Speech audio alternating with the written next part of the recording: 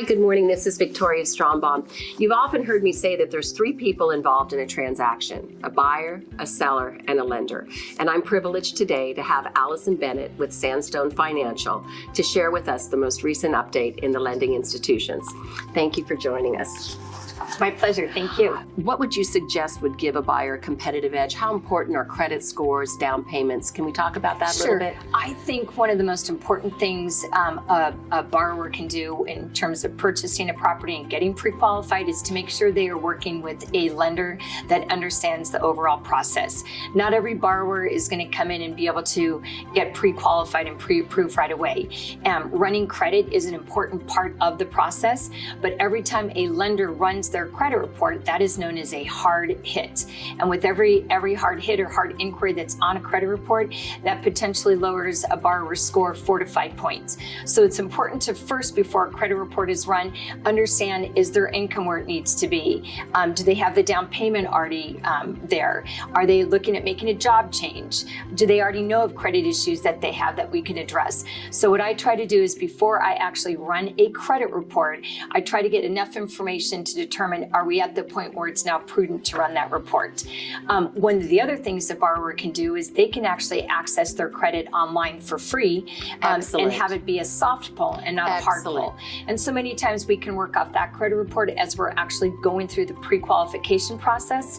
And then ultimately, if they want to get formally pre-approved, a credit report with a hard inquiry has to be run. That is such an important piece of advice. I remember a client that actually obtained a car loan mid-escrow, and it was enough just to dive that credit report down, or they thought maybe I'll shop a loan with another lender. It was enough to bring it down. That's so important. I like that idea of the soft credit report. And just to clarify, Victoria, there's a borrower can shop for a mortgage within a 14-day time frame, and even if they go to multiple lenders and their credit report is run and it's a hard inquiry, it will show up, but it will not hit them each and every time. So there's a 14-day period that they can actually shop, and it's not just for mortgages. It could be for a car loan or a car lease. That's one category. Mortgage is another. It could also be revolving credit.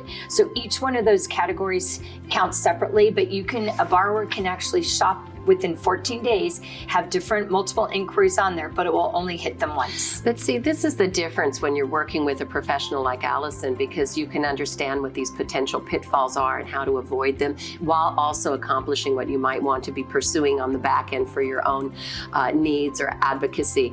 Thank you. That's brilliant. Question, so many of the clients say, well, the rates are this right now. How long can a buyer lock in a rate?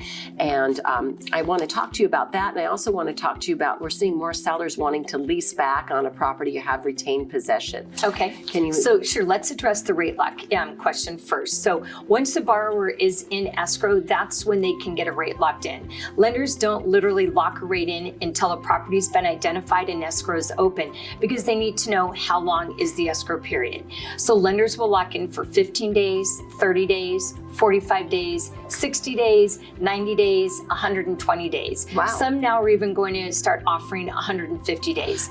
But keep in mind that the longer the lender guarantees that rate lock, the more expensive it gets. So I would say the typical rate lock right now in our market has been 30 days, because most escrows are 30 days or less. Yes. But that doesn't mean, to your next question about doing a lease back or something, if you needed to lock for 60 days or 90 days, you can do that, but the cost does get a lot more expensive when you go past 60 days. Okay.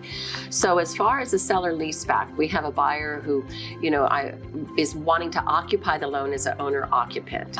But now if the seller's leasing back, how does that translate to a lender? And lenders understand that situation. I think we're seeing that more and more now because there's less inventory. Correct. So a seller sells their property and then they're wondering, where am I going to go? So to do a lease back on that, it's not a problem. Lenders will always allow 30 days. Anything past 30 days is going to be on an exception basis, because the definition of an owner-occupied property is that they will occupy that within 30 days.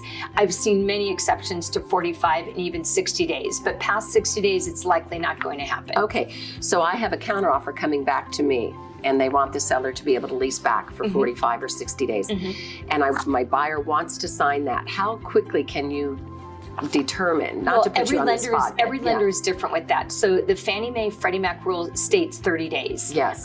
To go 15 days past that is typically acceptable, but to go past that, there would have to be an extenuating circumstance and a letter of explanation to address why they need 60 days. Got it. Many times the lender will actually look at the borrower also. Do they own other real estate? Is it possible that they're maybe not even going to be occupying this property? So they're going to look at the whole situation first before they determine that. But I say to play it safe, do 30 days, know that 45 days is likely and 60 days would be an exception. Good.